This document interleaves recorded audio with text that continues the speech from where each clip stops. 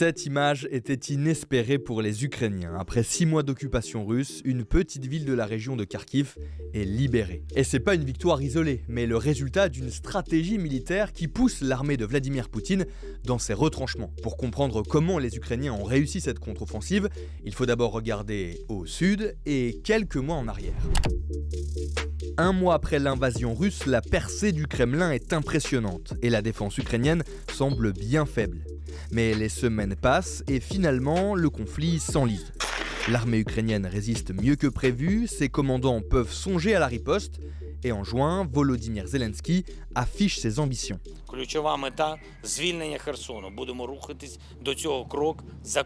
Les Ukrainiens veulent remettre la main sur Kherson, au sud du pays. Et s'ils l'annoncent haut et fort, c'est parce que cette zone est très importante, pour les échanges commerciaux notamment, car elle est située à l'embouchure du Dniepr dans la mer Noire. Mais c'est aussi un véritable coup stratégique.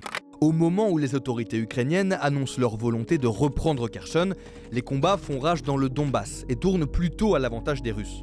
Mais avec l'annonce de Zelensky, le Kremlin décide de déplacer certaines de ses troupes vers le sud. Et ça arrange bien les Ukrainiens, parce que ça leur permet de déforcer leur ennemi aux alentours du Donbass et de détourner leur attention. D'autant plus que, souvenez-vous, dans la zone de Kherson, il y a le Dniepr, et ça a son importance. Les Ukrainiens laissent les Russes arriver, s'installer, avant de les coincer. Ils bombardent les ponts et les routes pour les empêcher de se replier. Les troupes du Kremlin sont bloquées, dos au fleuve, large de 2 km. Grâce aux armes longue distance livrées par les Occidentaux, les Ukrainiens s'attaquent aussi aux dépôts logistiques des Russes. Toute leur chaîne d'approvisionnement est complètement déstabilisée. La bataille dure, les Russes sont affaiblis et surtout, ils s'apprêtent à recevoir en simultané un gros coup de massue. Хтось хоче знати, які у нас плани.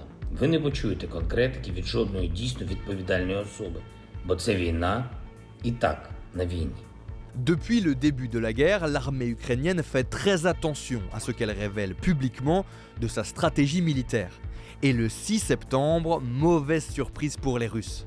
Soudainement, une douzaine de brigades, l'équivalent de 30 000 soldats, prend d'assaut les banlieues de Kharkiv, au nord-est du pays. Les troupes de Poutine sont prises au dépourvu par une armée ukrainienne qui s'est perfectionnée en 6 mois de guerre, alors que les Russes, eux, collectionnent les dysfonctionnements. Les structures de commandement sont défaillantes et les soldats ne comprennent plus toujours pourquoi ils mènent cette guerre en Ukraine. Bref, la confiance a changé de camp. Для достижения заявленных целей специальной военной операции по освобождению Донбасса принято решение перегруппировать российские войска, находящиеся в районах Балаклеи и Изюма, для наращивания усилий на Донецком направлении. Officiellement, c'est un retrait tactique pour renforcer leur présence militaire dans le Donbass. Mais pour les Ukrainiens, c'est plutôt l'occasion rêvée de réaliser une percée très importante. Avec Kharkiv et sa banlieue, ils ont repris le contrôle total de la deuxième plus grosse ville du pays. Alors, ils insistent. Et en moins d'une semaine, ils grappillent plusieurs milliers de kilomètres carrés et libèrent une trentaine de localités. Ils vont même jusqu'à éjecter les 10 000 soldats russes présents à Izium, l'une des dernières bases importantes du Kremlin dans le nord de l'Ukraine.